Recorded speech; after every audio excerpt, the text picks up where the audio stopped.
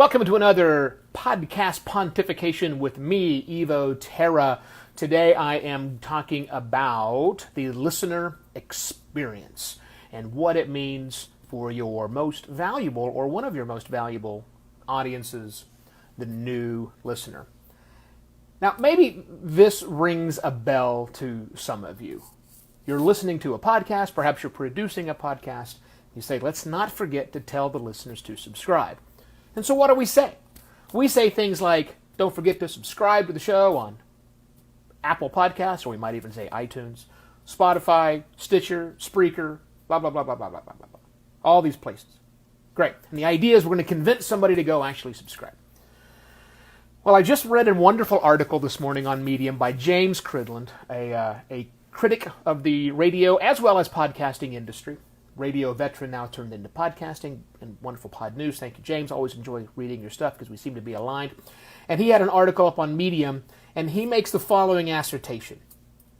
I'm going to quote this from his article.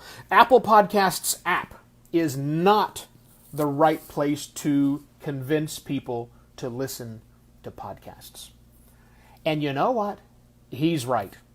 Because most podcast consumption happens on the go.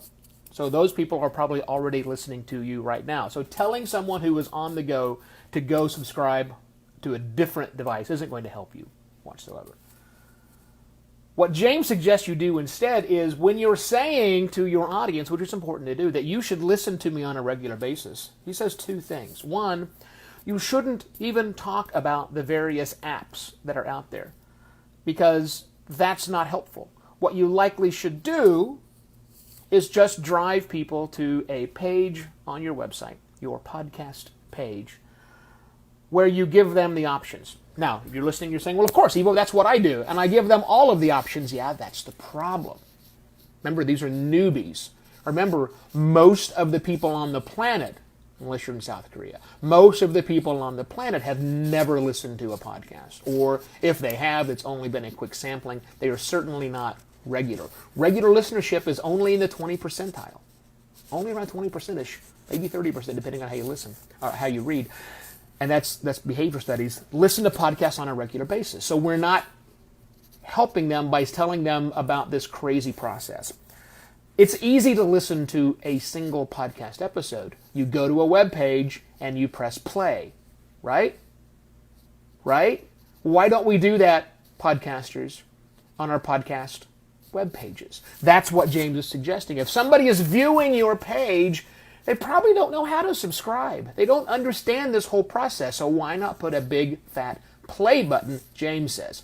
I take it one step further. Rather than putting a play button, I think you should put a very good-looking media player. I prefer the Radio Public player. It just looks really, really good for that particular episode. Or it actually connects to your feed, so your most recent episode is always there. Make it easy to listen. Just push play is the message James is trying to get across. Now, he's also trying to get across the fact that you shouldn't list out a litany of possible places that a new person could subscribe to a show. That's not important. James says, and I agree, that you should have two. Google Podcasts, because that's built into every single Android user out there, or at least the infrastructure is built for all of them, or two Apple Podcasts. Now, that's James's suggestion, and I think those are the two that you should leave on your page.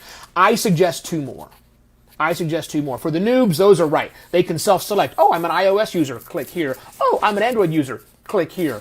But you also need to understand there might be people coming to your page who listen to podcasts already, and so for them, I think you also need to include the exposed raw RSS feed itself, not as a link, but I expose it as a text field, and you can look at my page, shivo.wtf/ that works, /podcasts. Of course, you're on a mobile phone, it won't actually work. So get to my website, shivo.wtf, and navigate to the page that says Start Listening Now.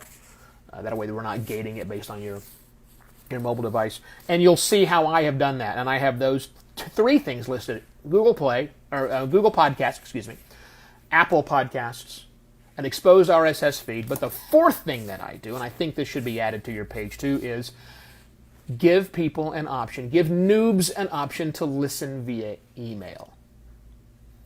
Now, MailChimp makes it very easy to set up a completely separate list that people can subscribe to with one click. You can then make an RSS feed enable. I know I'm getting kind of geeky. You can make it so that when your RSS feed, which is what your podcast goes out on, when it updates, then the emails are automatically sent by MailChimp to your subscribers. Will you get a lot that way? Probably not. But it depends. If your audience of noobs is coming through, hitting that page who've never heard of a podcast, you're the first person to mention this thing to them. They drive to this page and they see all these weird apps they have to install. Or they see this button that says email. What are they going to do?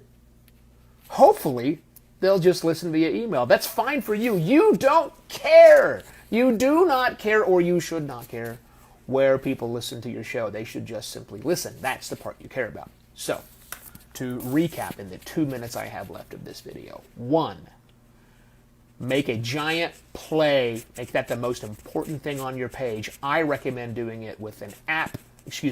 I recommend doing that with an embedded player that automatically updates my RSS feed. Radio Public has a nice one. They're not paying me to say this, but I think it's the best looking one that's free that I have seen. If you have another player you prefer to use, please let me know. Radio Public player looks good. 1, put that big fat player on your podcast page so they can just listen. 2, make the subscription options super easy. In fact, James goes so far to say, stop talking about subscribe. And I want to do that too, but I've been saying it for the last 14 years, and it's hard to not say subscribe. But do put links to the Google Podcasts app and the Apple Podcasts app right underneath that player. And let them listen to their on the go. Maybe that's what you call it, listen on the go. Maybe that's the right verbiage. I don't know, I haven't thought that through. That's 2. 3, I think you should also include your RSS feed link exposed for the people who know about podcasting, who have a preferred app, who don't want to go search, they just want to feed it in there. Yes, you should totally do that. And 4, the more important, well, not necessarily the more important, but equally as important to the other steps I've listed out here, is let people subscribe by email. And MailChimp makes that very, very simple to do. Everything I've talked about is free. Totally free, podcaster, so I'm not asking you to spend any more money. If you do that, you will have created a much better listening experience for the new person who doesn't know what this whole podcasting thing is all about.